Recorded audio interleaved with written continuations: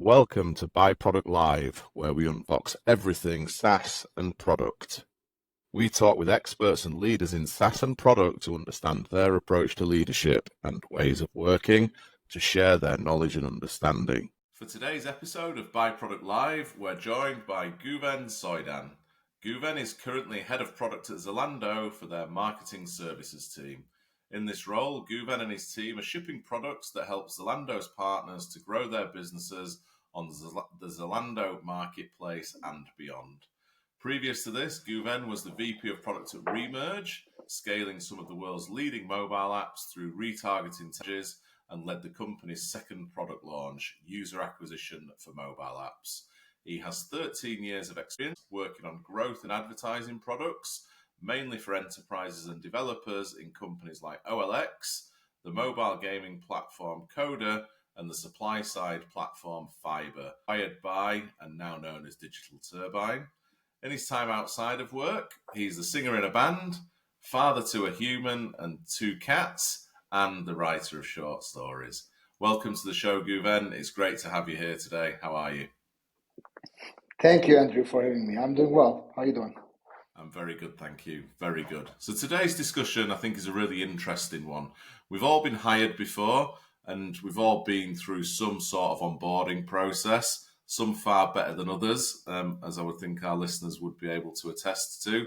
But actually, how do you go about taking control of that process and onboarding yourself effectively? And that's going to form the basis of our conversation today. So as we dive straight into this, so why do you think that onboarding yourself is important? So I want to first start with talking shortly about what's going on in the job market, specifically for product management.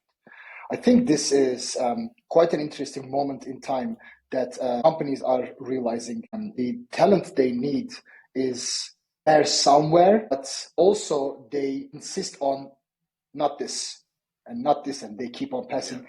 And it's becoming quite a crisis on a micro level and on a macro level as well, as we are seeing overall in the unemployment rates.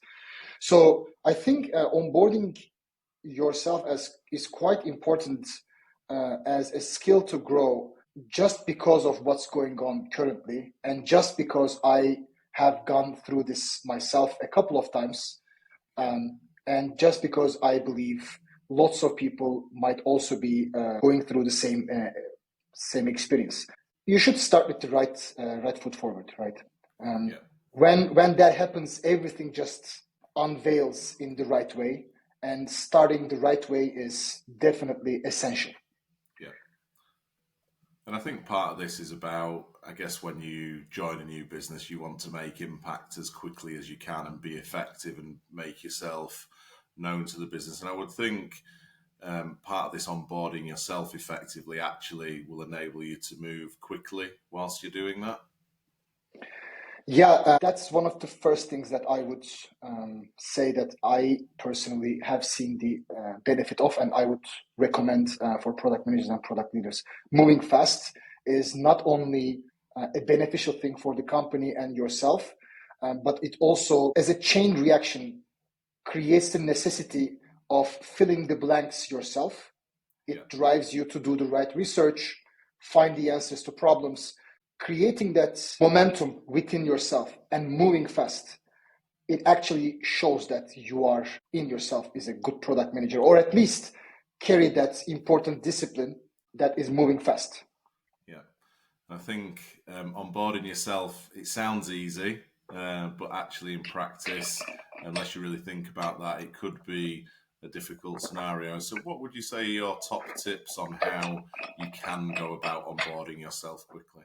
Yeah, first of all, I think establishing your effective way of communication and your motivation to be somewhere, to be there, is critical, both to yourself and to your colleagues. Also, understanding if what you provide and how you communicate, how you exist is fitting into what the company is looking for. So I think this is number one. Yeah. Number two, I think what worked for me really well is asking help from your direct manager, and in an effective way. it gets so hard to find your way around, not only because of inadequate onboarding processes, but also sometimes it's just really difficult to go to people and ask for help. Hey, what are you working on, or what do you do here? Where can I find this specific data? How does this thing work? These kind of questions are quite hard to answer, and it's just the responsibility of your direct manager to answer those questions. And being able to define what you are struggling with early on as small chunks and communicating this well just creates really large leaps on the onboarding process and feeds back into that topic that we spoke about, which is moving fast. I think that with asking your manager, I think people feel the natural order of things is that you wait to get told wait to get told what to do by your manager, whereas actually if you go out and seek your manager and seek the answers quickly, then as you just said, then that allows you to move quicker than waiting for things to happen.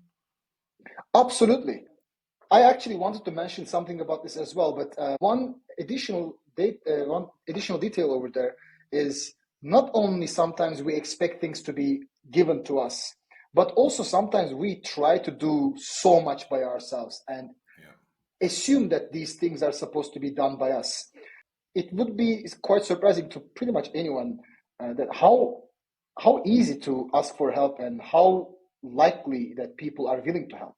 It just solves so many problems that sometimes kept me up at night. I just asked for help and it just got solved immediately. One email. So there's always somebody smarter around, right? Absolutely, and someone that is politically more powerful that can open the doors that you cannot open, which is your manager. That is an important detail. And I would imagine part of this as well is meeting the wider team as well. Come again? I would imagine part of that as well is ensuring that you do then meet as many people as possible in your new organization. That is crucial. I'm talking about sheer scale of people.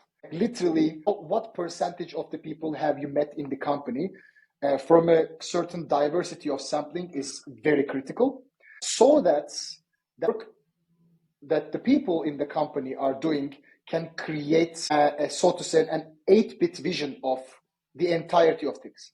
You cannot possibly have a high fidelity vision of what's going on in the short term.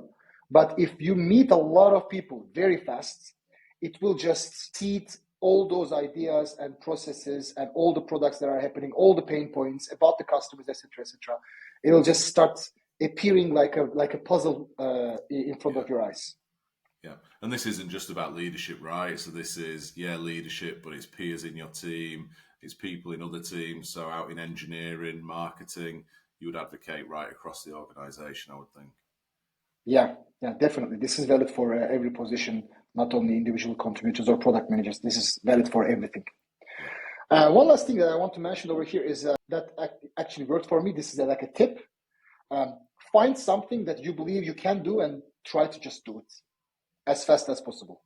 Because learning by doing is definitely something that is useful. It sends the right message, and it immediately lets you acquire skills that are specific to that organization, to get the data right, to write the correct documents, find the formats, how people are communicating with each other, which channel is the one that people are discussing certain topics.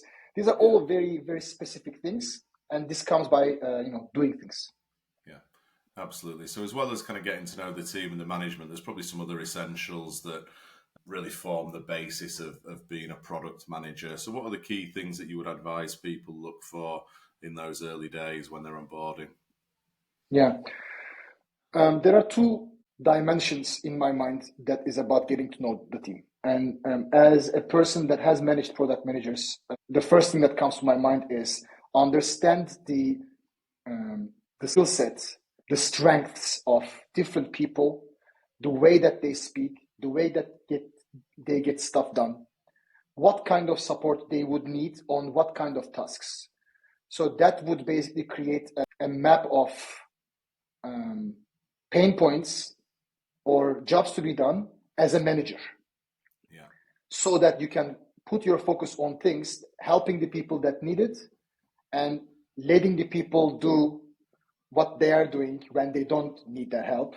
And don't focus on the details that you don't have to, so that you can get some, exactly like a product manager would do, but focusing on the things that matter, but on the management level. So understanding the team, who they are, what they do, and what their seniority level is very important. And not only seniority level, some people are great at executing things, and some people are amazing at understanding the data, just like looking at it. It just is a very wide range of skills. So the second thing about getting to know the team is the entirety of the team. And I find it very pragmatic, and the right way to do is understanding who the key people are in the organization that will be your allies, that will be able to help you in certain topics, that can actually bring you in the right room or tell you the right pain points. Basically, people who are hungry to help, who are motivated, not only in the product team, but the entire team. And being able to find those people and asking for the right things from those people not during onboarding, but also further in your work in that organization, it will be very beneficial. But onboarding, find those people and take notes on what they do and how they do it. Yeah, absolutely. And then some of the kind of nuts and bolts of day-to-day product management, things like metrics and prioritization must come in here as well. Yeah, of course. That also comes with like understanding first what the executives are trying to do. What are we doing here? So what is the overall strategy? Is it a concise strategy? And sometimes, how can I change this strategy, or how can I make it stronger? What kind of additional things that I can add on top of it? And then you move downwards, which is understanding the metrics of the organization, of the products. What the customers care about, and what are the current prioritization flows, ways of prioritizing. How does the team do it? How does the product team do it? And also, what is currently prioritized? So understanding this and connecting all these three pieces together, metrics that are working towards this strategy, and how does the prioritized work actually working towards those? It's basically, again, learning by doing, right? Yeah, you start doing product work immediately that you start, and you ask these questions, you look into the backlogs of the teams. That will tell you so much about the place that you're in, and also will immediately give you better things to think about, not only about today, but how you're going to steer the strategy of the company, product strategy of the company, and also how you can help the team to get better at all of those very basic product discipline topics. Yeah, absolutely. And I think onboarding is an interesting one because that obviously follows an interview process where you've spent your time, in theory, telling people what you're great at. You may touch on things that you're not great at, but I think when you then comes to onboarding, I think there must be a piece in here where you need to be aware of where your strengths and your weaknesses lie, because I would imagine, be dangerous just to focus on your strengths all the time, or a particular area where you know that you're capable. Yeah, this is a dear topic to me. It's quite an important one because we have to lean on the strengths that we have, that keeps us grounded. But we have to understand what the team needs. Yeah. And this is also directly related to what I tried to mention in the first place, is what I am able to provide and what I want to provide, fitting the needs of what the company is asking for and what they need. If you're lucky, during the interview process, the team will look into these things. The team have already interviewed you about these specific topics. Yeah. But if you're not, and if it's like a standard product interview process, then you're going to have to understand these things that you might not be strong at, and the team does need you to get involved with, does need you to help them. So understanding who you are, again, this personalization thing that I mentioned about the team itself, and you are one of those people, right? Sometimes you are very good with data, you want to ship ASAP, you are good with diplomacy, you're a visionary, etc. But the team might need something else. So finding that out and understanding that sometimes you just have to step out of your comfort zone and do something else than you used to is very critical on the first 3 months. Yeah, and this then becomes the concept of the team, right? So it's not about all the individuals; it's about a team working together and everybody achieving a common goal, which ultimately is to get products shipped, to get to market, etc., etc. So I really appreciate your thoughts today, Guven, as we bring things to a close. It's been a very quick tour, I feel like, through onboarding, but some great points in there. What would you say are the top 3 key takeaways you would give to our listeners today about how to onboard yourself effectively? The first one would be know yourself and the challenge ahead. Being honest about these 2 things will really help. Yeah. Be clear about who you are and if this fits what is necessary. Yeah. Second is be able to explain why you fit well and believe this explanation yourself. First, be in the situation that you are in thoroughly and truly. Both fit in. Third, have a plan. Create a plan as fast as you can and stick to it, but keep correcting your course. Yeah, I think that's very important, isn't it? Have a plan, but that's going to change, I would imagine, pretty quick once you get on board in an organization and you find out what it's really like. Yeah, everyone has a plan until the 3rd month. Yeah, exactly.